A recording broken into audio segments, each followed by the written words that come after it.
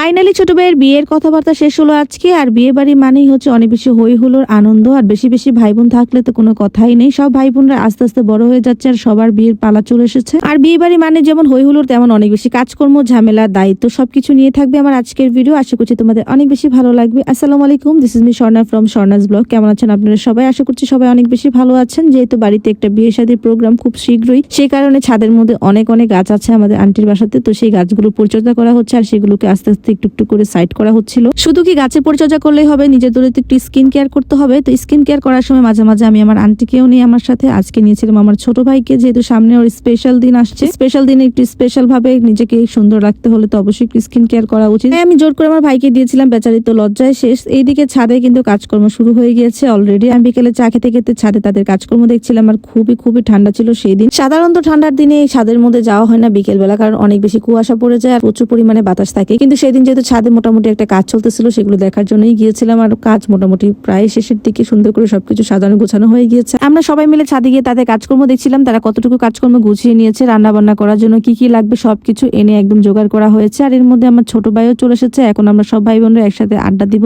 আড্ডা দেওয়ার সময় ছোট বড় আমাদের কোনো ডাজেন্ট ম্যাটার, সবাই একসাথে হাসাহাসি করি, এতটুকুই যথেষ্ট। যে কোনো ফ্যামিলি প্রোগ্রামে সবচেয়ে বেশি আনন্দ হয় ভাই বোনরা যখন একসাথে রাতে ঘুমাতে যায়। একসাথে সবার এক রুমে জায়গা না হলেও কেউ আলাদা রুমে থাকতে চায় না, কারণ একসাথে থাকলে অনেক বেশি আনন্দ হয়। আর সেই দিন কিন্তু আমাদের এরকমটাই হয়েছিল। সেই দিন এত পরিমাণে ঠান্ডা ছিল, ঘুমানোর আগে সবাই মিলে ছাদে গিয়েছিলাম। রাতের বেলা কুয়াশা দেখবো, তাই চারদিকটা পুরো একদম সাদা সাদা ছিল, খুবই সুন্দর লাগছিল দেখতে। আমরা ছাদ থেকে অনেক এনজয় করেছি। তারপর দিন সকাল থেকে শুরু হয়ে যায় অনুষ্ঠানের মেইন কার্যক্রম। যেহেতু আজকে মেহমান আসবে, বাসায় অনেক পরিমাণের কাজ আর সকাল থেকে রান্না বান্নার আয়োজন চলছিল। আমি তো ছাদে গিয়ে দেখলাম প্রায় অনেক রকমের রান্না অলরেডি হয়ে গিয়েছে। আমি সব রান্নার ভিডিও নিতে পারিনি। এখানে ছিল ফ্রাই, চিকেন রোস্ট, গরুর গোস্ত, ভেজিটেবল, বোরহানি, রূপচাঁদা মাছ আর অন্যান্য আরো অনেক কিছুই ছিল। সেগুলো আমার ভিডিও ক্যাপচার করতে পারিনি। যেহেতু মেহমান আসার সময় হয়ে গিয়েছে, তাই আমার ভাই কিন্তু মোটামুটি রেডি হয়ে গিয়েছে। তাকে নিয়ে একটু হাসাহাসি করছিলাম। আর নতুন নতুন জামাইয়ের মতো লাগছিল, সে কিন্তু অনেক বেশি লজ্জা পাচ্ছিল। আর এই তো আমি নিজেও রেডি হয়ে গিয়েছি। মোটামুটি বাসার সবাই অলরেডি রেডি হয়ে গিয়েছে, নিজেরা সবাই মোটামুটি রেডি। আমার নানা নানি ছিল, আমরা সব ভাই বোনরা একসাথে ছবি তুলছিলাম। আর ফ্যামিলি প্রোগ্রামে বুঝনি তো অনেক বেশি বেশি আর অনেক বেশি বেশি কথাবার্তা বলা হয়। একজনের বিয়ে কথাবার্তা চলবে আর বাকি দুইজন তার থেকে কি পরামর্শ নিচ্ছিল আসলে আমাদের জানা নাই। হয়তো এটাই পরামর্শ নিচ্ছিল যে এত অল্প বয়সে কিভাবে বিয়ে করা যায়। সব আনন্দের শেষ ফিনিশিং ছিল আমার নানার উপরে। সে নাকি ইদানিং একটু চোখে কম দেখে, তাই আমার বোনের পাওয়ার গ্লাসটা আমার নানাকে পরাই দেওয়াতে সে বলতেছে সে চোখে স্পষ্ট দেখার বদলে ঠান্ডা ঠান্ডা লাগছে নাকি। তো সেটা নিয়ে আমরা হাসাহাসি করছিলাম যে তুমি চোখে স্পষ্ট না দেখে চোখে ঠান্ডা ঠান্ডা লাগছে, এটা বলতেছে। তো নানা নানির বয়স বেড়েছে, কিন্তু তাদের সাথে আমাদের মনের মিল অনেক বেশি। তাদের মজার মজার কথা কিন্তু আমাদের অনেক বেশি আনন্দ দেয়। যেহেতু মেহমান এসে পড়েছে, তো মেহমানদের জন্য টুকিটাকি এখানে ফল টল সবকিছু কাটাকুটি হচ্ছিল। তো আমার বোন এখানে হেল্প করতেছিল। তো এদিকে মেহমান সবাই উপরে চলে গিয়েছে। তো আমরা এখন আমার ভাইকে নিয়ে উপরে যাব। তো আমার ভাই কিন্তু সবার সামনে গিয়ে সুন্দর করে সালাম দিয়ে বসেছে। অনেক মানুষ ছিল, সে কারণে এখানে ছাদে সবাই একসাথে বসে কথাবার্তা বলেছে। আমি অন্তত এতটুকু বুঝি, কোনো ছেলে বা মেয়ের এই পরিস্থিতিতে অনেক বেশি নার্ভাস লাগে। এত মানুষের সামনে বসে থাকা আর সবার প্রশ্নের উত্তর দেওয়া খুবই টাফ। যদিও আমার ভাইকে সেদিন তেমন কোনো প্রেশার নিতে হয়নি, কারণ তাকে খুবই অল্প পরিমাণের প্রশ্ন করা হয়েছিল।